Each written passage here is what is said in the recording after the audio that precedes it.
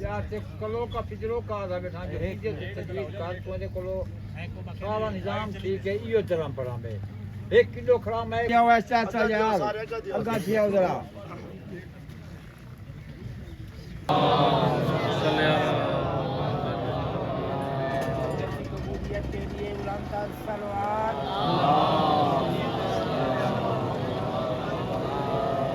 شفاعت کے لیے بلند تر صلوات مومن دنیا سے چلے گئے ان کی مغفرت کے لیے بلند تر صلوات لا حول ولا قوة الا بالله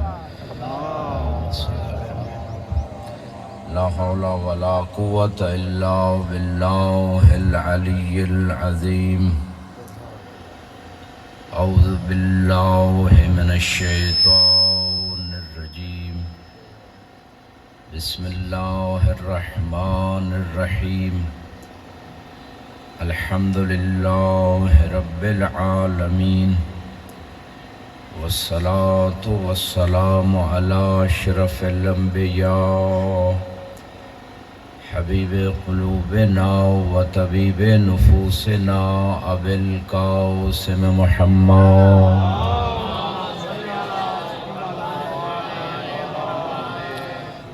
وعلى آلہ الطیبین الطاہرین المعصومین المنتخبین المنتجبین واللعنة الدائمة على أعدائهم أجمعين رب زدني علما رب اشرح لي صدري ويسر لي أمري واحلل عقدة من لساني يفقهوا قولي حسبنا الله ونعم الوكيل نعم المولى ونعم النصير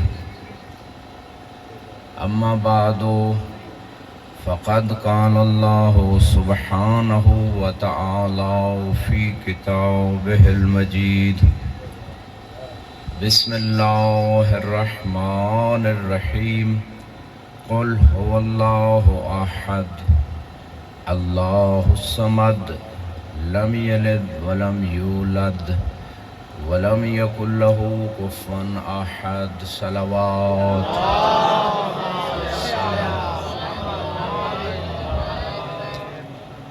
عزیزان محترم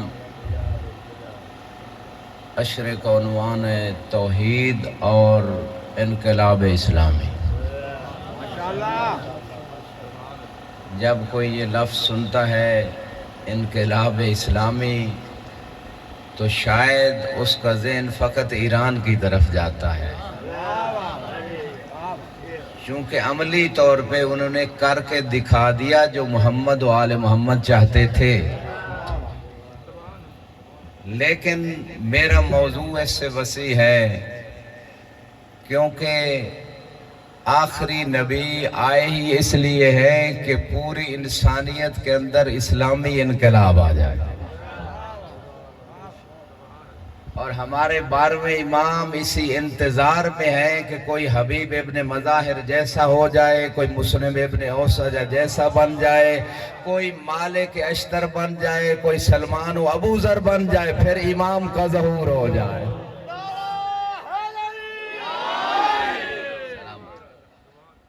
اور یہ کربلا کا درس ہے کہ ہر سال ہم عزاداری مناتے ہیں کربلا کے ایام کو مناتے ہیں تاکہ کربلا والوں کی طرح ہماری سیرت بھی بن جائے اگر بہادری ہو تو کربلا والوں کی طرح عبادت ہو تو کربلا والوں کی طرح وفا ہو تو کربلا والوں کی طرح جان نثاری ہو تو کربلا والوں کی طرح اتحاد ہو تو کربلا والوں کی طرح، اگرچہ کربلا میں تھے کم قلیل 72 یا جتنا بھی عدد تھا، لیکن اتنے متحد تھے، ادھر لاکھوں کا لشکر تھا، ادھر 72 حسینی تھے، وہ لاکھوں پہ باری تھے۔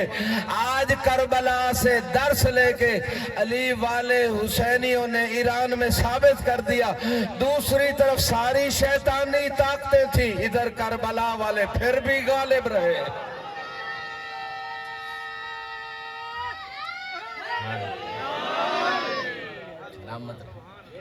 سلامت رہیں، خدا ان ہاتھوں کو سلامت رکھے اور خدا ان زبانوں کو سلامت رکھے جو نصرت دین میں، جو نصرت اہل بیت میں بولتی ہیں، چونکہ جو زبانیں نصرت اہل بیت میں یہاں بولیں گی، پھر جیسے میثم تمار علی کے لیے بول رہے تھے، علی ہر مقام پہ، صراط پہ، حشر میں، قبر میں، موت کے وقت پل صراط پہ، میزان میں، حساب پہ، ہر مقام پھر میثم جیسوں کے لیے خود علی بولیں گے۔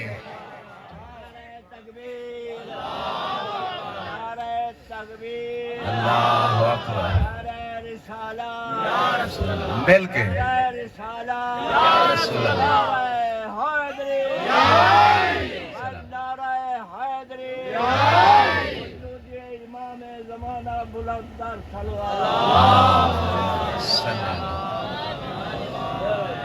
سلامت رہیں۔ یہ تھوڑی سی گفتگو تھی موضوع عشرہ کی تھوڑی سی وضاحت کے لیے، اور تھوڑی سی مزید وضاحت کر دوں۔ انقلاب کا یہ معنی نہیں کہ بندوقیں اٹھائیں اور حکومت چینج کر دیں۔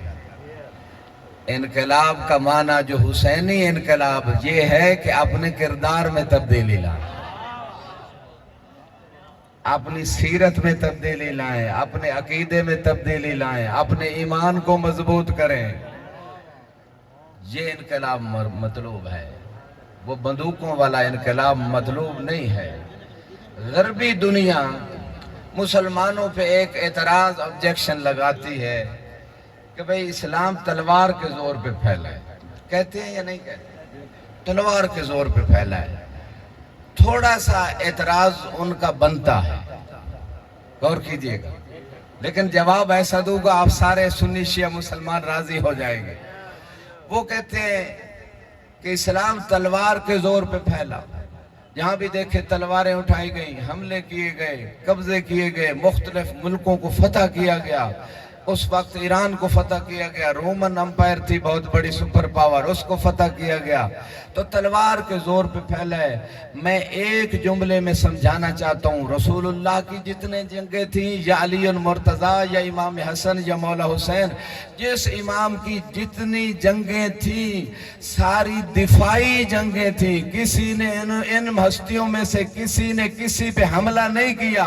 حملہ اس طرف سے ہوا، جواب اس طرف سے ملا۔ آج بھی علی والوں نے ایران میں خود ابتدا نہیں کی حملے کی، لیکن جب تمام یزیدی جیسے غزوہ خندق میں تمام احزاب، تمام مشرکین اکٹھے ہو کے آئے تھے کہ آج اسلام کو ختم کر کے جائیں گے، لیکن انہیں پتہ نہیں تھا کہ نبی کے پاس علی جیسا فاتح خیبر موجود ہے۔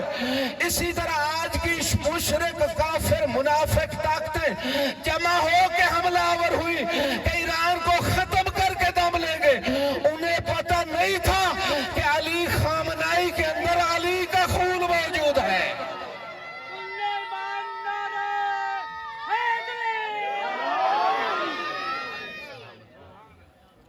سلامت رہیں، خدا ان ہاتھوں اور زبانوں کو سلامت رکھے۔ تو عرض یہ کر رہا تھا کہ غربی ویسٹرن دنیا کا ایک آبجیکشن، اعتراض ہے مسلم دنیا پہ کہ اسلام کس چیز کے ذریعے سے پھیلا؟ تلوار کے زور پہ۔ وہ یہی اعتراض کرتے ہیں اور میڈیا میں پھیلاتے ہیں اور دنیا کو بتاتے ہیں کہ یہ تو دہشت گرد ہے اسلام۔ آج بھی جو دنیا میں دہشت گردی ہو رہی، کبھی شام میں، کبھی عراق میں، کبھی افغانستان، کبھی پاکستان، کبھی ایران کے خلاف، ہر ملک میں یہ جو دہشت گردی ہو رہی ہے، اصل میں اس کے پیچھے بھی عالمی شیطانی طاقتیں ہیں. بڑے اہل معرفت بیٹھے ہیں. کیسے؟ وہ ان دہشت گردوں کو مالی سپورٹ بھی کرتے ہیں، ٹریننگ بھی دیتے ہیں، اسلحے کی سپورٹ بھی دیتے ہیں، اور پھر اس لشکر کو مجاہدین اور جہاد کا نقلی لبادہ اڑا دیتے ہیں. آپ نے دیکھا ہوگا شروع میں جو شیمپو آتا ہے وہ اصلی ہوتا ہے، بعد میں اسی نقلی شیمپو کے اوپر اصلی شیمپو کا لیبل لگا دیا جاتا ہے. بہت ساری مثلا آپ زمینداروں کا علاقہ ہے. مجھے تو اب 26 سال نجف میں ہو گئے، لیکن جب پہلے میں یہاں تھا تو مثلا اینگرو یوریا جو بھی کھادے تھی اس وقت، اب بھی شاید وہی کھادے موجود ہوں. بعض اوقات ایک اصلی چیز ہوتی ہے اور اسی نام کی ایک نقلی چیز بنا دی جاتی ہے، لیبل وہی ہوتا ہے، اندر نقلی ہوتی ہے چیز. پوری توجہ چاہوں گا. لیبل جہاد کا دیا گیا، پیسہ اسرائیل اور امریکہ نے دیا، اور نام مجاہدین اور جہاد کا دیا. مقصد تھا دہشت گردی. دلیل کیا ہے؟ سارے سنی شیعہ بھائی اب جان چکے ہیں ایران کی جنگ کے بعد، اس یزیدیت اور حسینیت کی جنگ کے بعد وہ جان چکے ہیں کہ جو بڑے بڑے مجاہد بنتے تھے، بڑی بڑی مجاہد تنظیمیں تھی جنہوں نے ہر ملک میں فساد برپا کیا، ہر ملک میں جہاد کے نام پہ مسلمانوں کو قتل کیا، لیکن جب فلسطین کی باری آئی، ان کے دفاع کرنے کی باری آئی، تو ان مجاہدین میں سے کوئی ایک بھی نظر نہ آیا. انہوں نے کوئی ایک گولی بھی اسرائیل کے خلاف نہیں چلائی. تو پتہ چل گیا کہ یہ اصلی مجاہد نہیں تھے، یہ نقلی مجاہد تھے جو بنائے گئے تھے انہی لشکروں اور انہی مشرکین کی طرف سے جو اسلام کو بدنام کرنا چاہتے تھے. 1400 سال کی تاریخ کو سمیٹ لے جا رہے ہو سنی شیعہ بھائیوں. یہی اسلام کے ساتھ ہوا. اسلام میں 2 قسم کے لوگ تھے. ایک وہ لوگ جو اندر سے منافق تھے، اوپر لبادہ اسلام کا اوڑا ہوا تھا. انہوں نے جب بھی مال غنیمت کے لیے، اپنی حکومت کو وسیع کرنے کے لیے مختلف ملکوں پہ حملہ کیا، ان کو فتح کیا، ان کی عورتوں کو کنیز بنایا. غربی دنیا نے پروپیگنڈا کیا کہ مسلمان دہشت گرد ہے، اسلام تلوار کے زور پہ پھیلے. ان کو جواب دے رہا ہوں، اسلام کی پوری تاریخ کو پڑھو. جو اسلام غدیر کے راستے سے ہے وہ کردار کے زور پہ پھیلے، اور جو غدیر سے ہٹ کے ہے وہ تلوار کے زور پہ پھیلے.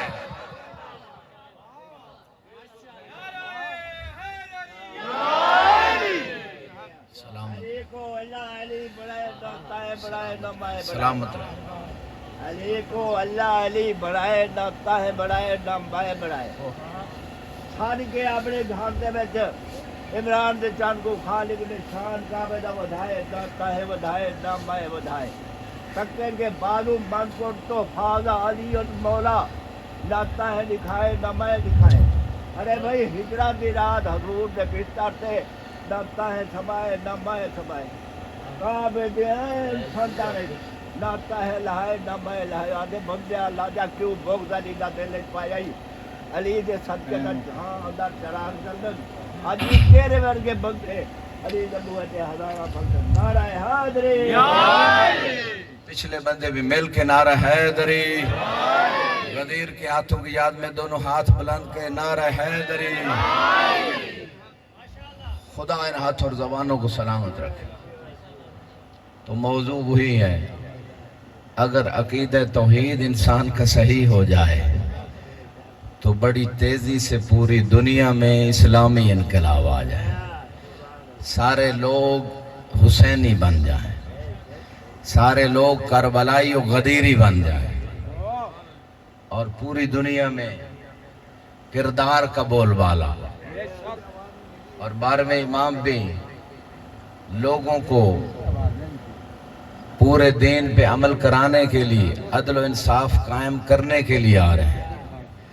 اور عدل و انصاف تبھی قائم ہوگا جب انسان پورا دین سمجھے گا. اور میں نے روایت میں پڑھا ہے، چونکہ 15 سال کے قریب بچہ بالغ ہوتا ہے، 9 سال کی اسلامی 9 سال کی بچی بالغ ہو جاتی. اب بالغ کا یہ مطلب نہیں کہ فوراً شادی کر دیں، یعنی اس پہ احکام واجب ہو جاتے ہیں، نماز واجب، روزہ واجب، اگر حج پیسے ہیں واجب، زکوٰۃ واجب، خمس اگر اس کے پاس اتنا مال ہے سال کے بعد اگر کوئی بچت ہے اس پہ خمس واجب، جھوٹ بولنا حرام، غیبت کرنا حرام، یعنی سارے جو احکام دین ہیں وہ اس پہ لاگو ہو جاتے ہیں۔ یہ 15 سال اور 9 سال یہ ذہن میں رکھیں اور اپنے بچوں کو اسی حساب سے تربیت کریں کہ وہ بالغ ہونے سے پہلے دین کے سارے ضروری احکام سیکھ لیں۔ اگلی بات یہ ہے، میں نے روایت میں پڑھا ہے کہ 16-17 سال اگر کسی جوان کی عمر ہو جائے اور وہ دین پہ عمل نہ کرے اور دین نہ سیکھے تو امام زمانہ اس کی گردن اڑا دیں گے۔ لہذا جو امام کے سچے منتظر ہیں، ممکن ہے اسی جمعہ امام کا ظہور ہو جائے اور اگلا جمعہ عاشور بن رہی ہے، بعض روایات میں ہے کہ امام کا ظہور جمعے کو ہوگا اور روزے عاشور ہوگا۔ لہذا اگر اگلے جمعے امام کا ظہور ہو جاتا ہے تو کیا ہم تیار ہیں حبیب ابن مظاہر کی طرح، مسلم ابن اوسجہ کی طرح جان بھی قربان کرنے کے لیے اور دین پہ عمل کرنے کے لیے؟ ابھی بھی موقع ہے۔ امام کے ظہور سے پہلے آیات بھی کہہ رہی ہیں، روایات بھی کہہ رہی ہیں، جیسے کربلا میں حسین نے ایک رات، لوگ تو کہتے ہیں نا حسین نے ایک رات عبادت کے لیے مہلت مانگی تھی۔ جاگ رہے ہیں، گرمی زیادہ تو نہیں ہے؟ اگلے پچھلے بندے مشہور یہی ہے۔ میرا خیال ہے کل سے یہ اگر ہٹا دیجئے تھوڑا ہوا کی کراسنگ ہوگی، حبس نہیں ہوگی۔ ایک درود پڑھیے گا بار محمد و آل محمد۔ پوری توجہ چاہوں گا۔ جیسے ایک رات مولا حسین نے، مشہور یہی ہے کہ مہلت مانگی کہ عبادت کریں، قرآن کی تلاوت کریں، مولا نے مہلت مانگی، مشہور یہی ہے۔ اور یہ جہت بھی، یہ ڈائریکشن بھی اس کو اگنور نہیں کیا جا سکتا، ٹھیک ہو سکتی ہے۔ میں کہتا ہوں اس سے بڑی وجہ تھی کہ مولا حسین نے ایک رات مزید کیوں بڑھائی؟ اصل میں حسین نے مہلت مانگی نہیں تھی بلکہ مہلت دی تھی کہ توبہ کر کے حر بن جاؤ۔ اسی طرح امام زمانہ بھی موجود ہیں امام دنیا میں، ہمیں مہلت دے رہے ہیں کہ ہر سال کربلا سنتے ہو، ہر سال میرے دادا کا ذکر کرتے ہو، کربلا سے درس لیتے ہو، تمہیں مہلت دے رہا ہوں کہ حر بن جاؤ اس سے پہلے کہ میرا ظہور ہو جائے۔ ایک مل کے درود پڑھے بار محمد۔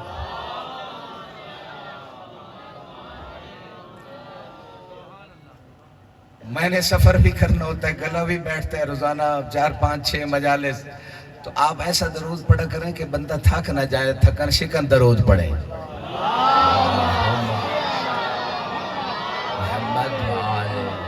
پچھلے بندے بھی مل کے درود۔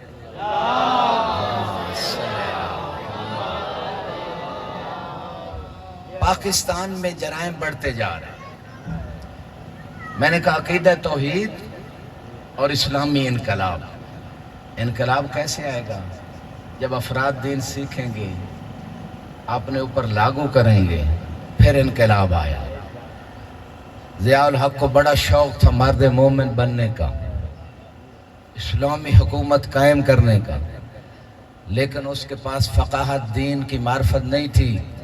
بہت شکن خمینی کے پاس گئے کہ میں بھی ایران کی طرح پاکستان میں انقلاب لانا چاہتا ہوں۔ انہوں نے فقیہ تھے، ایک جملے میں انقلاب کا فلسفہ سکھا دیا، کیونکہ یہ داڑھی مونڈ کے گئے تھے۔ انہوں نے کہا پہلے اپنے 6 فٹ کے قد کے اوپر اسلام نافذ کر، پورے پاکستان میں اسلام نافذ ہو جائے گا۔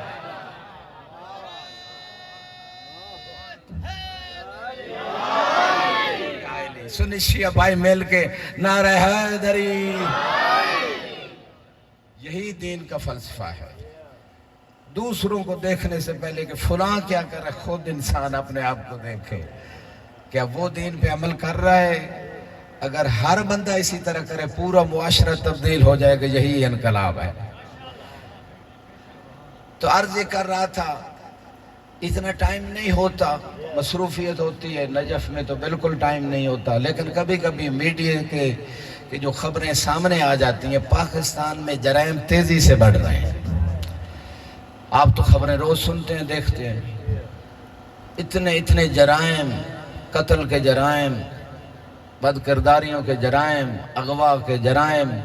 اسی ضلع مظفر گڑھ کی خبر آئی ہے، ضلع جنگ کی، حالانکہ یہ سرائیکستان کا علاقہ بڑا غیور علاقہ ہے، غیرت مند لوگ ہیں، شریف لوگ ہیں، اغلب دیندار لوگ ہیں، بیٹیوں کی عزت کرنے والے لوگ ہیں، پھر یہ ان علاقوں میں اغوا کے واقعات، بچیوں کے اغوا اور پھر ان کو قتل کر دینا، یہ کیوں ہو رہے ہیں؟ بزرگوں نے سوچا ہے کبھی؟ نئی نوجوان نسل کے ہاتھ میں یہ جو شیطانی کے موبائل آ گیا ہے، اس سے صحیح استفادہ وہی کرے گا، دین سیکھے گا، آگے پہنچائے گا جس کے اندر خود دین ہوگا، جو جانتا ہوگا کہ اللہ مجھے دیکھ رہا ہے، فرشتے دائیں بائیں، 2 کیمرے خدا نے 2 لکھنے والے بٹھا دیے، زمین گواہی دے گی، قرآن کہہ رہے، اعضاء و جوارح، میرے پاؤں، میرے ہاتھ، میری جلد، یہاں تک روایات و آیات بھی ہیں، اور یہ اعضاء و جوارح انسان کے خلاف کیمرے اللہ نے، ہماری دنیا میں جہاں ایک کیمرہ ہوتا ہے، کہیں لگا ہوتا ہے، سڑکوں پہ موٹر وے پہ آتے ہیں، کیمرے لگے ہوتے ہیں۔ ہمارے ڈرائیور آج لیٹ ہو رہا تھا، تھوڑی گاڑی تیز کی، 130 کی سپیڈ پہ گیا، فوراً آگے پولیس نے روک لیا، بھئی آپ کی سپیڈ بڑھ گئی ہے۔ تھوڑی سی سپیڈ بڑھنے پہ فوراً پولیس روک لیتی ہے۔ اب مومنوں کو، تمام مسلمانوں کو غور کرنا چاہیے کہ یہ تو دنیا کے چاند کیمرے ہیں جو چاند ایک چیزیں ریکارڈ کرتے ہیں۔ اللہ نے زمین کو کیمرہ بنا دیا، اللہ نے اعضاء و جوارح کو کیمرہ بنا دیا، خود اللہ دیکھ رہے، امام زمانہ دیکھ رہے۔ قرآن میں قُلِ اعْمَلُوا فَسَيَرَى اللَّهُ عَمَلَكُمْ وَرَسُولُهُ وَالْمُؤْمِنُونَ، عمل کرو، اللہ بھی تمہارے اعمال کو دیکھتا ہے، رسول بھی دیکھتے ہیں، اور مومنون سے مراد 12 امام بھی دیکھتے ہیں۔ جب تمہارے امام تمہارے عمل کو دیکھ رہے ہیں، جب مومن کا عقیدہ یہ ہوگا اللہ بھی دیکھ رہا ہے، میں خلوت میں بیٹھا ہوں یا جلوت میں، تنہائی میں ہوں یا محفل میں ہوں، جہاں مرضی ہوں، ایک کیمرے نہیں، میرے ارد گرد کئی کیمرے، 2 باڈی گارڈ اللہ نے رکھ دیا ہر بندے کے ساتھ، ان کی ہر چھوٹی بڑی چیز جو ہے وہ اس کو رپورٹ کرو، ریکارڈ کرو۔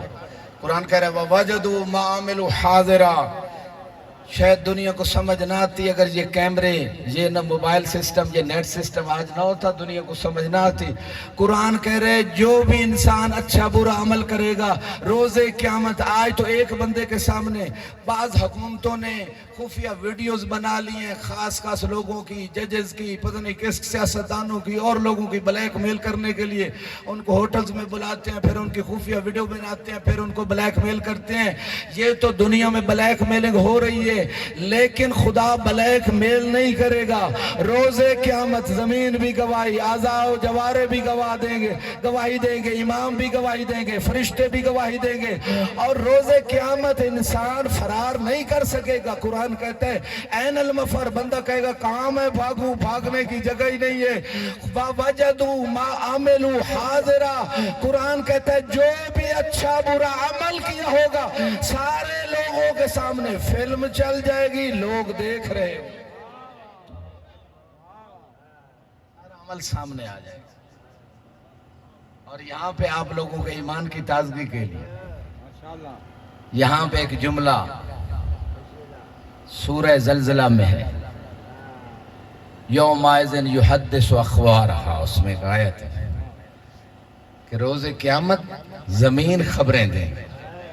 ایک زمانہ تھا بی بی سی کی خبریں بڑی معتبر سمجھی جاتی تھی، آج سوشل میڈیا کے ذریعے جوانوں کو پتہ چل گیا کہ بی بی سی جیسا ادارہ بھی ہمیشہ غرب اور اسلام کے خلاف خبریں دیتا ہے، غرب کے حق میں، ان کے دفاع میں، غیر شعوری طور پہ ان کے ذہن بناتا ہے، اور مسلمانوں اور اسلام کو بدنام کرتے ہیں یہ لوگ۔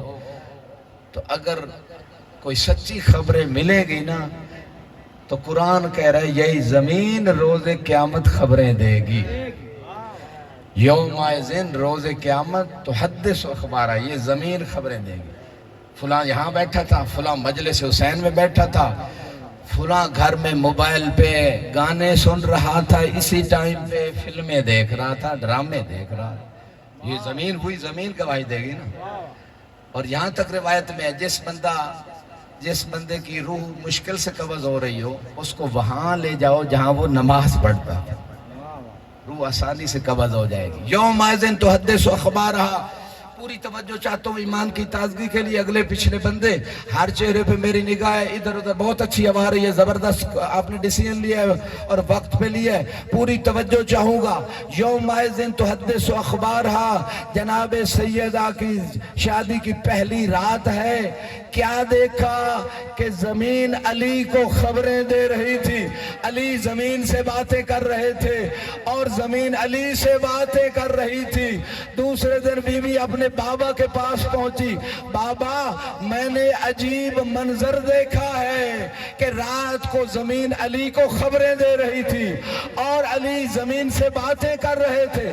کہا میری بیٹی، اللہ نے زمین کو حکم دیا ہے کہ چاہے شرق میں کوئی مسئلہ ہو یا غرب میں، وہ زمین علی کو آ کے خبریں دیتی ہے۔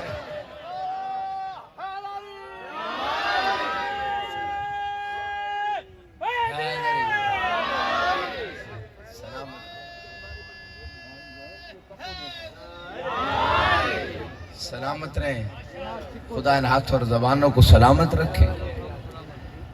لہذا میری ریکویسٹ ہے، چونکہ کل پہلا دن تھا، میں نہیں پتا تھا کتنا ٹائم ملتان پہنچنے میں لگے گا، 2.25 گھنٹے لگ گئے، میں اگلی جگہ جہاں پہنچنا تھا آدھا گھنٹہ لیٹ ہو گیا۔ آپ تمام برادران سے گزارش ہے کہ کل ٹھیک 5 بجے تشریف لے آئیں، تاکہ یہ جو ہزاروں کلومیٹر طے کیے ہیں کچھ آپ کی خدمت ہو سکے، اور 5 بجے آپ آ جائیں، انشاءاللہ 6:15 تک کوشش کروں گا، 6:10 تک آپ کی خدمت کرتا رہوں۔ تو ایک بات اور مسائب کی طرف آ رہا ہوں، اور وہ بات یہ چلی تھی کہ کیا ہو گیا معاشرے میں، اتنے جرائم کیوں بڑھ گئے۔ یہیں سے بات چلی تھی نا کہ اللہ نے کتنے کیمرے لگائے، زمین بھی کیمرہ، اعضاء و جوارے بھی، آیتیں بتا رہی ہیں، امام بھی گواہ، اللہ بھی گواہ۔ بلکہ ایک روایت میں اس گناہ سے بچو جس میں دیکھنے والا بھی اللہ ہے اور فیصلہ کرنے والا بھی اللہ۔ انسان سمجھتا ہے کہ کہیں تنہائی میں چلا جائے گا، کوئی نہیں دیکھ رہا، یہ معرفت کہاں چلی گئی؟ پہلا عقیدہ ہی توحید ہے۔ جس بندے کا عقیدہ توحید ہی کمزور ہے، اس کا باقی دین کا تو پھر اللہ ہی حافظ ہے۔